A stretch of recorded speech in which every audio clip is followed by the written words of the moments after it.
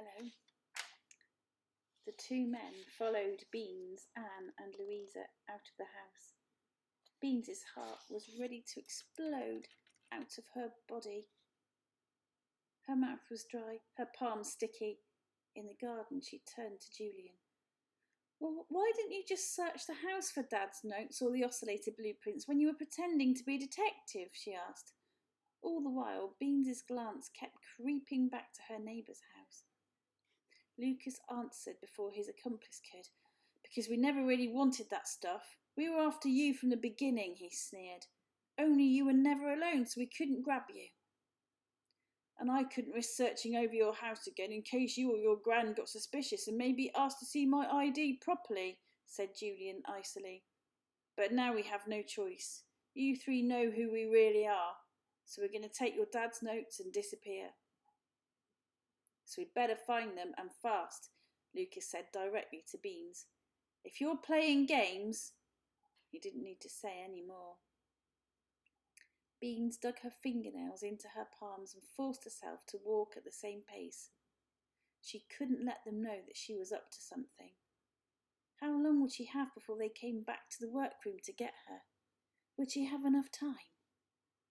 Less than a minute later, the three girls had been locked up in the workroom. After Julian had checked, they indeed couldn't reach the roof of the workroom if they stood on the table. When Beans heard the key turn in the padlock outside, for the first time in what seemed like hours, she allowed herself to relax. She sighed with relief and leaned back against the sturdy wooden door. "Quick, you two," she hissed. "We don't have much time. They'll be back soon." "You have a plan?" said Anne eagerly. "Of course I've got a plan. You don't think I'm going to let them get away with it, do you?" Beans said scornfully. "But I needed them to put us in Dad's workroom first." "Well, we're here. Now what?" said Louisa. "We need to get that tarpaulin down. Anne, you stand on Dad's table and I'll pass the broom up to you. Thank God my gran can't see 1 square centimetre of space without tidying it. Otherwise we'd never find everything we need before those two dwarfs come back," Beans said. "Louisa, you get some elastic bands from the end drawer, the thick, long, strong ones, and line up those animal crunchies Dad was experimenting with on the table." "Right," Louisa grinned. It took several agonising, anxious moments before Anne finally shifted the tarpaulin aside. She jumped down off the table. "I've done my bit," said Louisa. "What next?" "Hang loads of long bits of sellotape from the doorframe to get in their faces. And we need something to trip them up when they come in here," Bean said. "Let's get out the light bulbs and line those up as well. They'd be perfect for chucking." One of Dad's current projects was making an everlasting light bulb. He hadn't succeeded yet, but he had enough light bulbs in his workroom to keep the whole house permanently lit for at least the next 10 years. They all got busy, getting any and everything out of the drawers and boxes that could be used as weapons. "The most important thing is to make a lot of noise," said Beans, glancing down apprehensively at her watch. "Are the animal crunchies lined up? Louisa, you and me are going to put an elastic band between our fingers and use it like a catapult." "I get you. We send the animal crunchies flying," Louisa said. "Exactly. And Anne, you can stand at the side there and get them with the broom handle the moment they walk through the door. Then you get back here and start hurling the light bulbs and whatnot at them." "I get all the good jobs," Anne grinned, picking up the broom. "Louisa, try to catapult some of the animal crunchies out the open hole in the roof as well," Bean said. "Why?" "Surely," Louisa began. "Shh! I think they're coming back," Anne hissed. Immediately they all fell silent. The crunch of heavy footsteps on the dry garden grass could be heard. Anne took up position by the door. Louisa and Beans armed their makeshift catapults. Beans didn't dare breathe in case she gave the game away. This was it. The key turned in the padlock. The door opened. "Right then, Beatrice Conran, I warned you." "Go!" Beans shouted. Twang! The elastic in each girl's catapult leapt forward.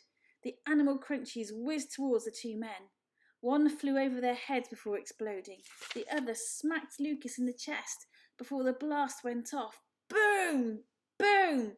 What the? Julian exclaimed, ducking. Anne seized her chance whilst Lucas was fighting off the strips of sellotape and Julian was ducking out of the way of another exploding animal crunchie. Take that! Anne shouted. She whacked Lucas across the stomach with the broom handle. And that! She screamed, swinging lower to whack Julian across his shins. Get them! Louisa shouted, arming her catapult again. Anne, get back! Beans yelled above the explosions going off all around them. Anne carried on hitting out with her broom handle. Lucas made an angry grab for her. With a squeak, Anne leapt backwards out of his grasp before running back to her friends. Wow, what a racket! Anne whooped over the sound of another explosion. That's the idea, Beans yelled back. If this doesn't get Mr. McKee running to his phone to call the police, then I don't know what will. Your neighbour? Anne shouted, puzzled. Of course, his threat on Friday morning. You've got it, Beans grinned. Reload with more than one crunchy at a time. Go! The noise was phenomenal, like the sound of a whole volley of cannons going off at once. Boom! 4 or 5 animal crunchies went off simultaneously. My dad might have some weird ideas about making shortcake biscuits, but he knows his explosions, Beans yelled proudly. You girls just wait, Lucas shouted, ducking to avoid a volley of animal crunchies heading straight for him. Gotcha! Anne leapt up and down as a well-targeted light bulb hit Julian square on the forehead. Again and again, Beans and her friends loaded up with animal crunchies and light bulbs and anything else that would make a good weapon and sent them flying. Lucas and Julian couldn't get anywhere near the girls. But it was too late. Oh no, hang on a minute, I've missed out a line. Disaster! Lucas and Julian couldn't get anywhere near the girls. Lucas, leave them. We'd better disappear before... But it was too late. Up the side path came Mr. McKee. What's going on here? Mr. McKee ranted. I'll have you all know that I've called the police. I warned you. Mr. McKee, help us! Stop them! They've kidnapped my dad! Beans screamed over and over. Lucas and Julian made a break for it, but the attempt was hopeless. Mr. McKee only needed a quick glance at Beans' frantic expression to know that something was going on. Lucas tried to barge past him. Mr. McKee stuck out his foot and tripped him up. Then he fell heavily on top of Lucas, like some kind of all-in wrestler. Anne and Louisa went charging after Julian. Louisa jumped on his back whilst Anne renewed her attack on his shins with a broomstick handle. Julian sank to his knees in agony. Beans rushed over to Mr. McKee, ready to help him with Lucas. Mr. McKee didn't need much more help. He was sitting on Lucas and had the man's arms twisted behind his back. Mr. McKee turned his head, a deep frown on his face. Beatrice, would you mind telling me what on earth is going on? 5 minutes later, Louisa, Anne and Beans were seated in the kitchen, explaining to Sergeant Spicer exactly what had happened. I was banking on Mr. McKee calling the police, Beans said. I didn't want Lucas and Julian to get away. Don't worry, they're on the way to the police station, smiled Sergeant Spicer. They won't be going anywhere in a hurry. Beans wanted to go with the police when they went to Julian Warner's house to pick up her dad, but Sergeant Spicer wouldn't allow it. It's best you wait here, he said. I would have thought you 3 girls could stand the rest. Beans spent the time watching the clock on the sitting room wall. Each second seemed to take at least an hour to tick by. All this waiting is driving me crazy, Beans admitted to Louisa and Anne. What if Dad... No what ifs, Louisa said firmly. Your dad is on his way home right now, and he's fine. Yeah, of course he is, Anne agreed. I just know he is. And she was right. An hour and 10 minutes later, the front door opened. Beans! Beans, are you there? Dad! Beans bounded off the sofa before anyone could stop her. She ran into the hall and flung herself at her father. He looked bone-tired, but very, very happy. Oh, Dad, I was so worried, Beans sniffed. It's over, Dad smiled. I'm home now. And the police tell me it's all thanks to you. And Louisa and Anne. I couldn't have done it without them, Beans said, grinning at her friends who'd followed her into the hall. Thank you, Louisa, Dad said to Louisa. He turned to Anne. And thank you, Anne. I won't forget it. You're dead welcome, Mr. C, Anne grinned, sniffing so her eyes wouldn't leak. Yeah, dead welcome. Louisa could hardly get the words out. The front door opened. What's going on? Why are all those people outside? Beans, I hope. Gran froze as she saw her son.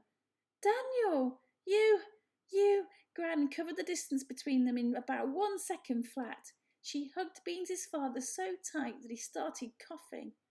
Daniel, I ought to clunk you over the head with my handbag. Are you all right? I was worried sick.